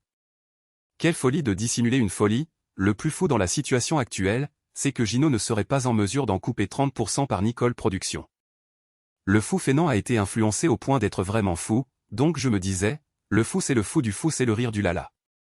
Angela Case, Magligand Angela le Gila des clips de Sazunon Tensé au Angela que le courant n'est pas la glace. Lorsque les couleurs folles de Mijon s'appelaient sont la seule solution, stocker, réalisant ses implications en tant qu'investissement lié à la batterie. Il a ensuite demandé à Lee Hee-rong si le pôle avait pris des positions à la baisse sur le secteur des batteries, et celle-ci l'a rassuré en affirmant que les pertes resteraient contenues grâce aux règles de gestion. La chef de projet adjointe Lee Hee-rong a salué avec enthousiasme l'esprit de prévoyance de Park Hong-seo pour sa gestion prudente. Un point s'est abattu vivement sur le bureau, traduisant un choc soudain ou une émotion incontrôlée. Le directeur Lee Tao fredonnait d'un air pensif en affichant un fin sourire, confortablement installé à son poste. Park Hong-seo a contacté en urgence le directeur Lee Tao pour solliciter un entretien important, une démarche jugée peu commune en pleine séance boursière. Park Hong-seo a alors suggéré la promotion d'un collaborateur au rang de trader senior, piquant la curiosité du directeur Lee Tao. Park Hong-seo a avancé le nom de Young Jin-ho, suscitant une vive exclamation d'étonnement. La stupeur est restée vive lorsqu'il est apparu que la recrue introduite par la présidence n'était autre que Young Jin-ho. Pendant ce temps, le président Wang Dae-won s'adonnait à une partie sur son téléphone, constatant son manque de tact humain. Le président Wang Dae-won s'est par la suite enquis du parcours de Young Jin-ho, témoignant discrètement de son intérêt pour le jeune homme. Une main fine soutenait une petite verrine, posée sur une table au charme authentique. La responsable adjointe Lee Hee-rong, un brin malice dans le regard, a entamé sa leçon d'intégration au pôle trading, insistant sur la nécessité absolue de savoir décoder le climat ambiant. Jin-ho l'écoutait patiemment pendant qu'elle rappelait combien il était crucial pour une recrue de saisir la température ambiante, surtout quand les marchés baissent et que les humeurs se détériorent. Elle a recommandé à Jin-ho d'éviter à tout prix le regard des anciens qui verraient d'un mauvais œil les réussites d'un nouveau. La chef d'équipe adjointe Lee Hee-rong a ensuite joint le geste à la parole, voûtant les épaules et prenant un air dépité comme accablé par un drame, laissant Jeanne au pantois. Alors que Lee Hee-rong poursuivait son jeu d'actrice en essuyant de fausses larmes, Jeanne méditait sur cette gentillesse, se demandant si elle se souciait réellement de son sort. Une perle de sueur a glissé sur la joue de Jeanne, inquiet de savoir si le comportement de sa tutrice changerait lorsqu'elle apprendrait son statut de pistonné. D'un coup, la responsable adjointe Lee Hee-rong a empoigné la main de Jeanne, lui arrachant un cri de surprise. Un sourire réconfortant aux lèvres, Lee Hee-rong a tenu des propos apaisants, lui expliquant que les séances virtuelles n'étaient que des entraînements sans réel enjeu financier et que tout le monde passait par là. Jeanne a acquiescé d'un sourire rassuré. La responsable adjointe Lee Hee-rong a trinqué avec Jean-ho, lançant avec entrain qu'elle allait lui transmettre les meilleures techniques de rendement, concluant par un verre partagé. Le lendemain, face à la haute tour de Guanden Security, un cri de surprise a résonné en fond. L'affichage numérique des cours s'est illuminé, indiquant une hausse vertigineuse de 15% pour l'action Dian Solutions. Le jeune Jean Ho, assis à son poste, a affiché un sourire de soulagement en constatant l'efficacité réelle de son don, alors que Lee Hee-ron se tenait sereinement près de lui. La chef d'équipe adjointe Lee Hee-ron, trempée de sueur et prise d'une panique soudaine, bafouillait de façon désordonnée à ses côtés. Submergée par la honte, Lee Hee-ron s'est effondrée à genoux en se masquant le visage, sous le regard perplexe du jeune Jean Ho. Le kikuna en hindi et la quantité du saril, maï, c'est ce que j'ai dit au goût du méda d'environ 2 par XXL, il y en a qui sont tellement larges que ce sont ceux qui sont épais. Les cérémonies d'Irin sont toujours en cours, maintenant que je peux tisser la force du peuple, ce sont nos Alanguru, s'il vous plaît, je le sais déjà par le chef, nos Alanguru sont les Janji Irin, s'il vous plaît, nous pouvons, c'est celui qui peut le faire, un coup de chance. Sans prêter oreille à ces dénégations, Lee Irin a pincé les joues de Gen Ho d'un air amusé, balayant l'idée d'un simple coup de chance et louant son talent remarquable. Le jeune Gen Ho décelait une joie sincère chez elle, observant que la plupart des collègues auraient éprouvé de la jalousie face au succès d'un junior, même en simulation. Les joues encore pincées, le jeune Gen Ho savourait l'instant, éprouvant une profonde reconnaissance envers Lee Irin qu'il considérait comme un guide précieux. Dans un autre bureau, un homme resté hors champ tenait une fiche d'évaluation, mettant en avant les performances hors normes réalisées par Jung Jin-ho en moins d'une semaine de présence. Un collaborateur à lunettes, document en main, lisait avec stupeur les 2 hausses consécutives de 15% obtenues par Jung Jin-ho sur Jingang Insurance et Dian Solutions. En sueur, l'homme à lunettes ouvrait de grands yeux, doutant de la crédibilité de tels résultats et se demandant si Jean Ho avait opéré sans aide. L'homme aux cheveux châtains prêtait une oreille attentive, le regard grave tourné vers le côté. Énervé, l'homme aux cheveux châtains a frappé du poing sur la table, s'opposant catégoriquement à la promotion d'un élément présent depuis si peu de temps, redoutant des soupçons de favoritisme. L'homme à lunettes, méfiant, ne voyait dans la réussite de Jean aucun coup du sort, rappelant qu'il ne s'agissait que d'une simulation sans enjeu financier. L'homme aux cheveux châtains, le regard soudain très sombre, s'est adressé au chef de pôle pour savoir si les performances de Gen Ho s'étaient faites avec les capitaux de la société. Se penchant vivement, l'homme aux cheveux châtains a évoqué ce que pourrait donner le potentiel de Gen Ho sur les marchés internationaux, laissant son interlocuteur stupéfait. Il est temps maintenant, il est toujours là pour que la Manon fasse du pinaguet à Yakuling, c'est vraiment à Yakuling maintenant, je suis toujours là pour le patron Manon. Donnez tout maintenant, et à Yakuling maintenant, Nandillon Tébor, mais Joto à Yakuling maintenant. Le Magua Dado est celui avec le couteau, le Manon patron à Yakuling, celui-ci est toujours le tatouage maintenant. C'est là que nous allons aller vers l'océan maintenant, c'est vers réfléchissant la lumière, l'homme aux cheveux châtains a confirmé sa volonté de miser sur lui, s'en remettant au jugement du PDG Wang Daewon. Pendant ce temps, dans le couloir de la tour, un collaborateur demandait si la crise des batteries était définitivement écartée alors qu'un homme s'éloignait.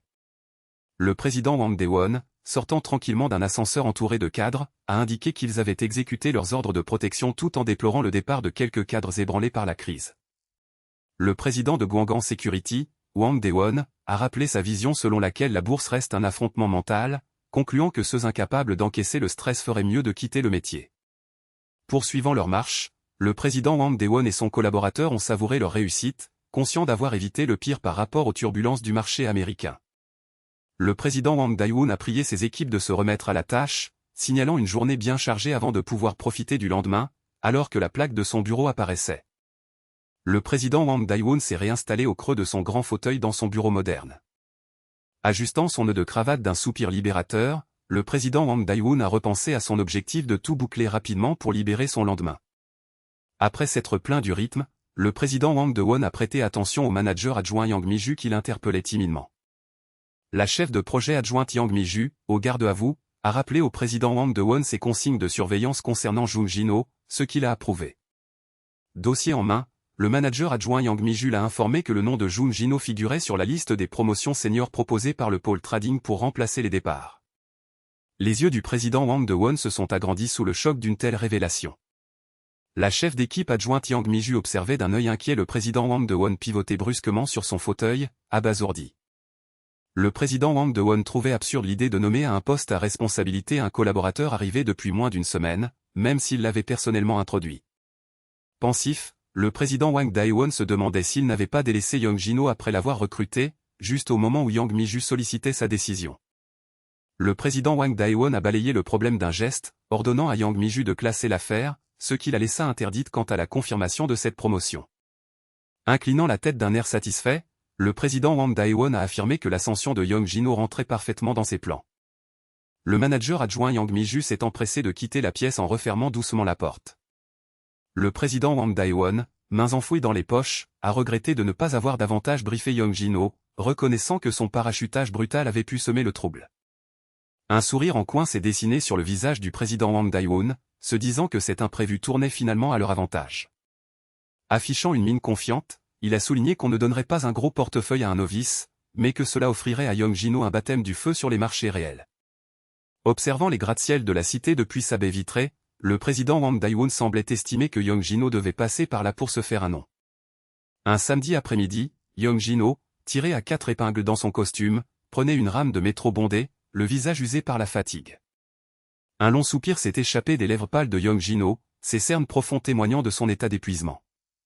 Young Jin-ho a relevé le visage, surpris, les yeux fatigués et larmoyants, en entendant Lee Irène le saluer. Souriante et lui faisant un signe amical, Lee Irène s'est étonnée de le croiser au bureau un jour de week-end. Assise à sa table, Lee Irène a expliqué que les samedis servaient à traiter et décortiquer les historiques de la semaine, analysant les variations de cours et les temps forts du marché.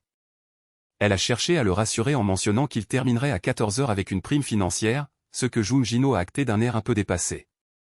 Jung Jin-ho, que nous nous posons simplement des questions sur toi et que tu n'es pas à nous.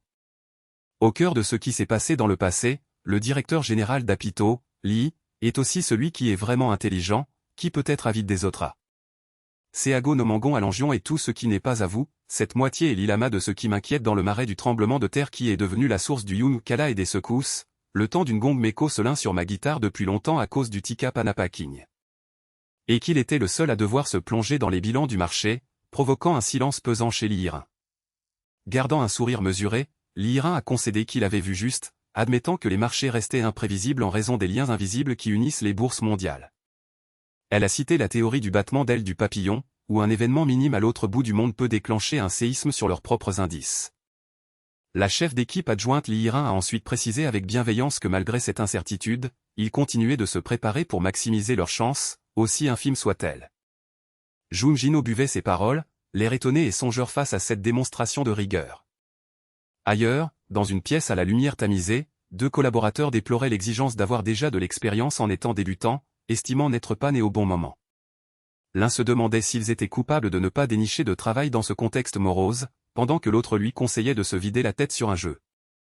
Le monologue intérieur de Young Jin-ho soulignait le travail titanesque accompli par Lihirin pour atteindre son poste, le mettant en contraste avec ses propres doutes. Un sentiment de honte l'a traversé, prenant conscience que tout attribué à la chance sans s'investir pleinement manquait de respect envers ceux qui se battaient au quotidien. Debout dans le passage éclairé de la tour, Young Jin-ho a pris la résolution de donner le meilleur avec ses capacités, bien que son avenir à long terme reste incertain. Quoi qu'il en soit, Young Jin-ho poursuivait sa route d'un pas lourd, se plaignant en lui-même de la dureté des heures supplémentaires le week-end. Young Jin-ho, l'air surpris, a annoncé son retour en franchissant le seuil de son logement. Avançant de quelques pas, il a balayé la pièce du regard, étonné de n'y trouver personne. Soudain, Young Jin-ho a poussé un cri en recevant un coussin en plein visage, accompagné de la voix agacée de sa sœur lui demandant ce qu'il entendait par personne. Agacé, Young Jin-ho lui a demandé la raison de ce jet d'oreiller, ce à quoi sa sœur a répondu d'un ton narquois, pour le plaisir. La sœur de Jeannot, une jeune fille aux longs cheveux sombres, l'a accueilli chaleureusement depuis le canapé, prenant de ses nouvelles. La scène s'est ouverte sur une belle pièce de viande grésillant sur la plaque de cuisson, tandis qu'une voix s'exclamait de surprise. Une jeune femme aux cheveux châtains, tenant une carte professionnelle, s'écriait stupéfaite, « Tu as vraiment décroché un poste chez Kangun Security? Mais comment tu as fait ?» La mère de Jung Jin-ho l'a taquiné gentiment sur son emploi, lui avouant qu'il pensait au début qu'il inventait tout, ce à quoi le jeune homme a répondu un brin embarrassé. La sœur de Jung Jin-ho, rayonnante, l'a félicité chaleureusement, affirmant qu'elle avait toujours su qu'il finirait par y arriver. Young Jin-ho, manipulant les pinces au-dessus de la viande grillée, a remercié sa sœur en lui demandant sur un ton rieur d'arrêter de manger n'importe quoi pour apprécier un vrai repas. Le père de Young Jin-ho, tenant une bouchée entourée de salade, a exprimé sa joie profonde de voir son fils leur offrir ce moment. Young Jin-ho songeait au fait d'avoir pioché dans ses économies pour régler la note, n'ayant pas encore perçu sa première paye. Il savait que malgré la baisse de ses réserves financières, la satisfaction ressentie l'emportait sur le reste. En voyant ses proches partager ce moment de bonheur, Young Jin-ho a conclu que cet argent était merveilleusement investi, lui redonnant une vraie motivation pour la suite. Il a pris la résolution de réussir pour pouvoir leur offrir de plus beaux moments encore, un sourire serein posé sur le visage. Le décor a basculé vers un paysage urbain moderne, constitué de grands immeubles vitrés sous un soleil éclatant. Dans un espace de travail épuré, le bruit d'une imprimante accompagnait la voix d'un intervenant expliquant que chaque maison de courtage possède ses propres catégories de traders chevronnés. L'IRN a apporté des précisions, indiquant que même les opérateurs de premier niveau manient des capitaux considérables, le seuil de départ chez Kangun Security s'élevant à 1 milliard. Un employé a décrit comment les meilleurs éléments, travaillant en toute autonomie, peuvent toucher des rémunérations dépassant les 1 milliard, laissant Young Jin-ho sans voix. Young Jin-ho, les yeux écarquillés, a laissé éclater son étonnement face à des revenus de 1 milliard, comprenant désormais pourquoi des profils très diplômés comme l'IRN visaient ce poste. L'IRN a subitement déposé une épaisse liasse de documents entre les mains de Young Jin-ho. On dit que le HOD est Sienta, Pukutul Adrian Young Miju n'est pas le HOD du Pawan du manager qui est vu par le HOD de Latio, ce qui est mieux que le HOD du HOD Merobo du Mawa. Pukutul Adrian Lea Merobo dans le HOD de Latio du Usufan dans le HOD de Latio des HOD d'où d'autres les HOD des HOD des HOD des HOD des HOD. Ces gens-haut, Manapin et ceux qui n'aiment pas HOD, maintenant les managers de Miju doivent être un sacré deux d'élite. Le chef d'équipe Kimakta s'est adressé à l'ensemble du plateau d'un ton assuré pour capter l'attention de tous. Il a poursuivi avec gravité, annonçant que plusieurs cadres avaient quitté la société à la suite de la crise du nickel. Kimakta a expliqué que cette réorganisation offrait l'occasion d'injecter de nouveaux capitaux et de renouveler les effectifs, sous le regard attentif de Jun Jin-ho et Lee Irin. La chef d'équipe adjointe Yang Mi-ju s'est demandé s'ils avaient déjà engagé des recrutements externes quand Kimakta a annoncé la nomination de nouveaux seniors. Un employé aux cheveux sombres a noté la rapidité de la manœuvre pendant que Kimakta précisait que ces décisions faisaient suite à des échanges avec la direction. Le responsable Kimakta, le regard sérieux derrière ses verres, a alors révélé qu'ils avaient choisi de ne pas faire appel à des candidatures extérieures. Au lieu de cela, a-t-il annoncé, la priorité serait donnée à la promotion interne en piochant parmi les effectifs juniors, dévoilant les noms retenus devant un Young Jin-ho et une Lee Iren abasourdie. Affichant un fin sourire, Kimakta a officialisé la promotion de Jun Jin-ho et de Lee Irin, les félicitant chaleureusement pour leur nouvelle fonction. Jun Jin-ho et Lee Irin se sont dévisagés, la bouche bée et les yeux écarquillés, sous le choc de cette promotion imprévue. Le responsable Kimakta a informé le duo stupéfait que leur nouveau poste serait configuré avant l'ouverture de la bourse, avant de s'éloigner d'un pas tranquille. Le visage du manager adjoint Yang Mi-ju est devenu blême sous le coup de la colère et du choc, exigeant de savoir ce qui venait d'être annoncé. Les poings serrés par la rage, le manager adjoint Yang Mi-ju s'est élancé d'un pas vif et déterminé. Elle est allée demander des comptes au chef d'équipe Kimakta, lui reprochant cette mesure expéditive malgré les récents départs. Le chef d'équipe Kimakta est resté imperturbable, rappelant que la décision était ferme et avait été validée par la direction générale. Le manager adjoint Yang Mi-ju, hors d'elle, a exprimé son indignation, refusant d'accepter qu'un Young Jin-ho devienne senior après seulement un mois de présence. Yang Mi-ju s'est figé de crainte lorsque Kimakta l'a interrompu d'un ton sec, lui demandant si elle comprenait ce qu'il disait. D'un ton glacial et le regard noir, Kimakta a répété avec fermeté que l'affaire était définitivement tranchée. Le manager adjoint Yang Mi-ju a dégluti d'effroi et a balbutié des excuses embarrassées, battant en retraite face à la fermeté de son supérieur. Malgré sa soumission en surface, le regard courroucé du manager adjoint Yang Mi-ju trahissait une frustration contenue. C'est comme ça que vous pouvez vous permettre le forfait si vous êtes jeune, c'est vous qui pouvez vous le permettre. Une horde de jeunes Gen Orange Ganoun est allée dans les 6 moniteurs, un clavier de raccourci pour les transactions à un seul bouton et une ligne à grande vitesse dédiée au trafic. Young Gen, S-Anou et les Good Sweat sont comme Sfaligua de kit de bricolage et Nintan comme Searchline Front Subin pour appeler ceux qui sont vraiment coupables. Se grattant la tête, Young Jin-ho s'est fait la réflexion, 6 écrans, moi qui n'en ai jamais aligné 2, même pour jouer. La chef d'équipe adjointe Lee Irin est venue aux nouvelles, lui demandant s'il prenait ses marques, ce à quoi Young Jin-ho a répondu par l'affirmative avec assurance. Lee Irin s'est corrigé avec amusement, soulignant son nouveau titre de manager avant de devenir toute rouge en agitant les bras. Les mains de Gen au survolait son clavier baigné de lumière bleue, pris par le trac à l'idée d'effectuer ses premiers pas réels sur les marchés. Il mesurait toute la responsabilité qui pesait sur lui, conscient que chaque variation se traduirait désormais par de vrais gains ou de vraies pertes. Affichant une mine résolue, Young Jin-ho s'est motivé intérieurement pour surmonter son appréhension. Lee Irin lui a adressé un sourire chaleureux, lui glissant que tout se passerait bien s'il reproduisait ce qu'il faisait en simulation. Young Jin-ho a répondu par un sourire déterminé, prêt à relever ce défi. Soudain, le manager adjoint Yang Mi-ju s'est imposé face à eux, lançant d'un ton acerbe qu'il ne réalisait pas la gravité de la situation. Les bras croisés et tremblantes de rage, elle a prévenu que si leurs résultats nuisaient au pôle, elle ne leur ferait aucun cadeau. Le visage déformé par la colère, Yang Mijou a crié son mécontentement, rappelant ses efforts et refusant de reconnaître leur légitimité. Alors que Li Yiren tentait d'apaiser les choses, Yang Mijou l'a snobé, incitant un collègue à soupirer en silence face à cette scène répétitive. Un employé déplorait ce comportement toxique, tandis que Jung Jino, observant Li Yiren encaisser les remarques, s'interrogeait sur les raisons d'un tel traitement. Une perle de sueur coulait sur la mine agacée de Jung Jino, qui prenait la défense de sa tutrice en se demandant ce qu'ils avaient fait de mal. Il a serré le poing sous le coup de la frustration, repensant à toute l'énergie déployée par Li pour l'accompagner alors qu'il n'y connaissait rien. Animé d'un soudain courage, Yang Jino s'est interposé face à Yang Mijou, lui indiquant poliment que cela suffirait. L'agacement de Yang Mijou a viré à la stupeur avant d'exploser, demandant au débutant s'il avait perdu la tête pour oser lui répondre. Yang Jino a rappelé avec assurance les mots du manager par Council, affirmant que seuls les chiffres finaux comptaient dans ce métier, l'invitant à ne pas s'inquiéter. Il a affirmé haut et fort qu'il ferait leur preuve par les résultats, tirant un hoquet de surprise à Li Yiren. Le manager adjoint Yang Mijou a ricané de mépris, lançant un défi au jeune insolent de prouver ses dires sur le terrain. Yang Mijou a pointé un doigt menaçant vers Yang Jino, lui promettant que la réalité se chargerait de lui donner une leçon d'humilité. Alors que Yang Jino se détournait, Li Yiren lui a demandé l'air inquiet pourquoi il avait pris la parole, redoutant les représailles de Yang Mijou.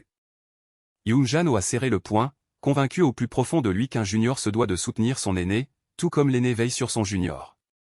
Li Yiren l'observait, touché et surprise par cette prise de position fondée sur de vraies valeurs. Li Yiren lui a ensuite donné une petite tape amicale sur la tête, le réprimandant gentiment pour son imprudence. L'horloge digitale posée sur la table indiquait 8h36 20 secondes, annonçant le démarrage imminent de la séance boursière. Yang Jino se tenait concentré devant son poste de travail multi-écran, bordé par 6 moniteurs en fonctionnement affichant des graphiques financiers. Un texte incrusté à l'écran indiquait son montant d'investissement initial, 1 milliard de wons. Une goutte de sueur glissait le long du visage de Yang Jino pendant qu'il analysait la situation, le sort en était jeté, désormais, seul primait la rentabilité de ses placements. La main fermement agrippée à la souris et l'air résolu, Yang Jino se prépara mentalement, c'est parti, de toute façon, je possède un don unique. Dans un autre endroit, la directrice adjointe Yang Mijou observait le panorama urbain, seule sur le toit terrasse baigné de lumière. Appuyée contre le garde-corps, l'air songeur, elle méditait sur une faculté confidentielle que personne d'autre ne soupçonnait. Les yeux plissés par l'agacement et la colère, elle râlait intérieurement, c'est exaspérant. De simples novices qui osent remettre en cause les choix du chef d'équipe Kim Akta. Un collègue aux cheveux sombres s'avança en lui faisant un signe, dites donc, directrice Yang, depuis quand une non-fumeuse comme vous passe-t-elle son temps ici? La directrice adjointe Yang Mijou le repoussa sèchement, mais ce dernier répliqua qu'il cherchait simplement à se montrer amical envers ses collègues. L'homme aux chevelures noires, un paquet de cigarettes en main et un sourire narquois aux lèvres, la taquina sur son énervement concernant Li Yiren et la promotion du nouveau venu. La directrice adjointe Yang Mijou contesta vivement l'idée que Li Yiren soit apte à occuper un poste de cadre, soutenant qu'elle devait encore faire ses preuves plus longtemps. Tandis que son interlocuteur allumait une cigarette, la directrice Yang Mijou demanda vivement comment un novice comme Yang Jino avait pu monter en grade si rapidement. L'homme, sa cigarette entre les lèvres, esquissa un sourire gêné et demanda « Ah bon? Tu n'étais pas au courant ?» Agacée, la directrice adjointe Yang Mijou lui somma d'aller au fait sans tourner autour du pot, il confia alors tenir ces informations confidentielles d'un ami au RH. L'homme déclara d'un ton suffisant que Yang Jino était un proche du président, un membre de la haute sphère pistonnée. Il lui conseilla d'éviter de remuer ce nid de guêpes, ce qui fit sursauter la directrice adjointe Yang Mijou, stupéfaite et déroutée. Les épaules de la directrice adjointe Yang Mijou frissonnaient nettement sous le choc de cette révélation. Une prise de conscience progressive, mêlée d'inquiétude, laissa entendre au cadre que notre Mijou n'était plus une enfant. Que l'on soit en accord ou non, c'est ce groupe restreint qui tranche, j'aligne donc ma position sur la leur. Concernant ceux qui s'en abstiennent, comme le jeune Jino, notre contrôle s'effectue équipe par équipe. Ceux qui ne s'y conforment pas restent écartés du processus de surveillance. Le jeune Jino, le visage perlé de sueur au niveau des tempes, ravala difficilement sa salive, signe évident de nervosité avant son tout premier ordre réel. Brusquement, les yeux de Yang Jino s'écarquillèrent de stupeur, sa main restant suspendue alors qu'il s'exclamait « C'était quoi ça ?» en observant son moniteur de trading. Yang Jino manifesta son inconcertation et son inquiétude face à cet événement invisible, cherchant à comprendre la situation. Il ne comprenait pas pourquoi il n'éprouvait aucune sensation, son intuition ne se déclenchant pas lorsqu'il essayait de passer un ordre. L'esprit de Jin bouillonnait d'angoisse et de doute, habité par la question « Que devrais-je faire ?» La directrice adjointe Young Mi-ju s'approcha du bureau de Young Jin pour lui adresser la parole. Le jeune Jin s'enquérit du problème, et elle lui expliqua en larmes que son activité de trading avait été suspendue après une perte de seulement 3%.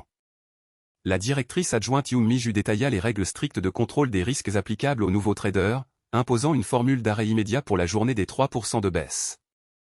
Retrouvant bien vite son calme, elle posa une main sur son épaule et s'informa des résultats boursiers de Young Jin. La directrice adjointe Young Mi-ju lui demanda ensuite de manière insidieuse s'il réalisait des gains spectaculaires comme lors du mode simulation. Young Jin observait avec perplexité l'écran de son ordinateur qui affichait des lignes d'ordre sans la moindre exécution. La directrice adjointe Young Mi-ju remarqua qu'il n'avait pas encore placé une seule transaction et lui demanda des explications. Légèrement embarrassé, Young Jin justifia son inaction par ces mots « Je n'ai tout simplement aucun pressentiment ». Il exprima son désappointement intérieur en constatant que malgré ses défilements de pages, son don intuitif ne s'activait pas. Young Jin se demandait intensément quelles conditions spécifiques étaient nécessaires pour déclencher sa faculté particulière. La directrice adjointe Young Mi-ju se pencha vers lui, partageant une réflexion philosophique sur l'importance du sixième sens. Elle lui recommanda de relire les fiches d'information étudiées précédemment, expliquant que l'intuition n'était que l'analyse subconsciente de données emmagasinées. Young Jin hésita, surpris par sa proposition, mais la directrice adjointe Young Mi-ju insista. Retrouvant son assurance et son enthousiasme, la directrice adjointe Young Mi-ju lui annonça son intention de contester sa suspension auprès de la gestion des risques, tout en souhaitant bonne chance à Young Jin. Young Jin, représenté en version chibi, félicita intérieurement la directrice adjointe Young Mi-ju et la remercia pour les documents transmis. Il se rendit compte qu'il disposait d'informations de marché cruciales dans ses dossiers, notamment des données analysées par le département de recherche d'élite. Jeanne parcourut les rapports, songeant au fait qu'il avait toujours été trop occupé à les transmettre aux autres pour prendre le temps de les lire. Il tenta d'assimiler le jargon financier tel que le FFR ou le SOFR, mais se retrouva complètement désemparé. Puis, Young Jin tomba sur un passage qu'il maîtrisait réellement, lui remémorant les explications antérieures de la directrice adjointe Young Mi-ju. Son regard s'illumina soudain d'une lueur bleue spectaculaire, symbolisant une percée décisive dans sa réflexion. Young Jin eut une prise de conscience foudroyante et se pencha vivement vers son moniteur avec surprise. Sa main se posa sur la souris, prête à exécuter des ordres après cette découverte capitale. Un sourire confiant aux lèvres et le cou légèrement moite, Young Jin venait d'acquérir une compréhension nouvelle. Rayonnant d'assurance, Young Jin déclara avoir enfin trouvé le facteur d'activation de sa capacité spéciale. Pendant ce temps, dans un autre endroit, un homme déboutonnait le col de sa chemise blanche. Une femme détacha sa longue chevelure châtain foncé. Young Jin parut dérouté en voyant la femme à ses côtés détacher ses cheveux avec théâtralité. La directrice adjointe Young Mi-ju adopta une posture théâtrale et séduisante, provoquant les remarques de ses collègues masculins sur sa métamorphose. La directrice adjointe Young Mi-ju s'avança alors vers le bureau de Young Jin en l'interpellant sur un ton enjôleur. Young Jin leva la tête, l'air étonné et interloqué. Se penchant tout près de lui, la directrice adjointe Young Mi-ju l'interrogea sur son premier jour de trading, provoquant chez lui une réaction de surprenante stupeur. Young Jin s'étonna de ce changement d'attitude subi, mais elle esquiva vaguement en prétextant un simple coup de fatigue. La directrice adjointe Young Mi-ju s'excusa pour sa rigidité passée, imputant sa perte de contrôle au stress des marchés. Ses yeux brillaient d'un éclat charmeur alors qu'elle tentait de séduire Young Jin pour obtenir son pardon. Ressentant un certain malaise, Young Jin accepta maladroitement les excuses de la directrice adjointe Young Mi-ju. Flattée, elle adressa un compliment bienveillant à Young Jin, affirmant l'avoir apprécié dès le début pour sa fraîcheur. La directrice adjointe Young Mi-ju s'apprêta ensuite à contrôler ses résultats, présumant de manière condescendante qu'il avait dû essuyer de lourdes pertes. Elle lui offrit des paroles réconfortantes, comptant secrètement exploiter son échec prévisible à son avantage, pensant que l'affaire était pliée d'avance. La directrice adjointe Young Mi-ju demeura perplexe face à ce qu'elle venait d'apercevoir sur l'écran de Young Jin. Elle ajusta ses lunettes, fixant le moniteur avec des yeux grands ouverts par une incrédulité totale. La directrice adjointe Young Mi-ju s'exclama avec une immense stupeur en découvrant un rendement positif de 10%. Elle poussa un cri d'étonnement, incapable d'assimiler l'incroyable performance de 10% affichée. La directrice adjointe Young Mi-ju recula sous le coup de la surprise, faisant un pas en arrière totalement abasourdi. Elle s'effondra théâtralement à genoux devant le bureau de Young Jin, totalement terrassée par le choc. La directrice adjointe Young Mi-ju s'interrogeait intérieurement sur la possibilité d'atteindre 10% de gains sur des actions ordinaires dans un marché baissier. En intégrant les bénéfices colossaux de Young Jin-ho, une larme au bord des yeux, elle se demanda « Mais qui est vraiment cet individu ?»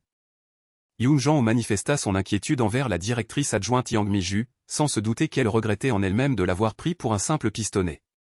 Depuis l'extérieur du bureau vitré, un homme à lunettes observait Yoon Jang-ho ainsi que la directrice adjointe Yang Mi-ju effondrée au sol. Le moniteur affichait le nom de Yoon Jang-ho associé à un rendement estimé à plus de 10%, amenant l'homme à lunettes à esquisser un sourire satisfait, « Je le savais ». L'homme à lunettes eut le sentiment d'assister à la naissance d'un prodige du trading comme Guanggang Security n'en reverrait plus de sitôt. Il songea à son propre statut d'homme ordinaire face à un tel niveau de talent. Saisissant son clavier, l'homme aux lunettes s'imposa le devoir d'ouvrir la voie à ces êtres d'exception. Le récit se poursuit le lendemain matin, montrant la façade extérieure du bâtiment de Guanggang Security. Yoon Jang-ho repensa au déclic survenu la veille, réalisant que le déclenchement de son don n'avait rien d'un hasard. Il en conclut que l'étendue de ses pouvoirs dépendait des données qu'il assimilait, ce qui le motiva à étudier encore plus activement. Jang-ho avançait d'un pas ferme et déterminé le long du couloir du bureau. De nombreux collègues saluèrent Yoon Jang-ho, le félicitant pour sa performance magistrale de la veille où il avait signé la meilleure rentabilité de toute l'entreprise. Yoon Jang-ho pénétra dans les locaux, troublé par l'enthousiasme inhabituel de ses camarades. Il remarqua que sa messagerie noire reposait sur son bureau. Jang-ho affichait un air soucieux, pressentant un changement anormal dans l'ambiance du service. Une foule de collègues souriants se pressa autour de Yoon Jang-ho de manière envahissante. Yoon Jang-ho exprima son malaise et son désarroi face à toute cette attention étouffante. Le chef d'équipe Kim Hak-ta intervint pour disperser le groupe, demandant à chacun de laisser un peu d'espace à Young Jin-ho. Le chef d'équipe Kim Hak-ta expliqua que cette vive reconnaissance était due à la contribution majeure de Young Jin-ho au résultat de l'équipe dans un marché très défavorable. La directrice adjointe Young Mi-ju accueillit Young Jin-ho d'une manière ouvertement charmeuse, prenant des poses spectaculaires entourées d'effets étincelants. Deux collègues masculins observaient le manège de la directrice adjointe Young Mi-ju envers Young Jin-ho, s'amusant de son comportement incorrigible. Le nouveau collègue masculin revint sur ses a priori initiaux concernant Young Jin-ho, désormais admiratif devant ses preuves concrètes et sa parole tenue. La directrice adjointe Young Mi-ju loua le sérieux de Young Jin-ho, le qualifiant d'irrésistible pour avoir honoré ses engagements. Se rapprochant intimement, elle lui effleura l'épaule et tenta délicatement de convaincre Young Jin-ho de lui révéler sa méthode secrète. Le président Wang Dae-won coupa brutalement la conversation entre la directrice adjointe Yang Mi-ju et Young Jin-ho, leur reprochant de transformer l'open space en cours de récréation. Le président Wang Dae-won ordonna fermement et d'un ton autoritaire que chacun se remette au travail immédiatement. Les employés regagnèrent précipitamment leur poste en murmurant « Au travail », sous le regard vigilant du président Wang Dae-won. Le chef d'équipe Kim Hak-ta appela Young Jin-ho, le faisant sursauter d'étonnement. Le chef d'équipe Kim Hak-ta demanda sérieusement à Young Jin-ho de consulter son logiciel d'exécution. Young Jin-ho observa son moniteur avec un mélange d'étonnement et de perplexité. L'écran indiquait l'attribution sur son compte d'un capital additionnel massif de 4,1 milliards de dollars. Young Jin-ho se retrouva totalement déstabilisé par cet apport de 4,1 milliards de dollars, tandis que le chef d'équipe Kim Hak-ta affichait son indifférence quant à ses méthodes d'analyse. Le chef d'équipe Kim Hak-ta lança un défi confiant à Young Jin-ho en l'invitant à prouver à nouveau son talent avec ses nouveaux fonds, rappelant que seul le profit comptait au sein du cabinet. Le jeune homme vacilla, peinant à concevoir la responsabilité de 4,1 milliards de dollars supplémentaires alors qu'il débutait à peine. Un homme en costume lui rappela la maxime intransigeante de la société, maximiser les gains est la seule priorité. L'homme à lunettes réaffirma que le taux de rendement constituait l'unique critère pertinent, rejetant tous les autres indicateurs. La tension montait à l'approche de la cloche d'ouverture, poussant un trader à se préparer en hâte. L'homme aux lunettes avertit Young Jin-ho des jalouses interférences liées à sa réputation de parachutiste, s'engageant à lui faciliter la voie. L'enjeu était posé, Young Jin-ho devait en contrepartie dévoiler l'intégralité de son potentiel. Une femme laissa échapper un hoquet de surprise soudain et profond. Elle s'émerveilla devant un gain de 10% réalisé en à peine 3 ordres, le qualifiant de prodige des marchés. La femme le félicita pour son flegme olympien malgré le faible nombre de transactions, une remarque qui laissa le jeune Jean perplexe. She elaborated, explaining that his ability to remain influstered during market volatility was a true testament to his unwavering composure. Il songea que le trading intraday exigeait une plus grande résistance mentale, puis interrogea la responsable Lee sur son propre volume d'opération. Manager Lee admitted to a staggering 150 trades, leaving Young Jin-ho aghast at the sheer, painful volume. Réalisant tout à coup que la séance débutait, elle s'éclipsa en vitesse. Elle s'éloigna au pas de course, laissant derrière elle ses encouragements.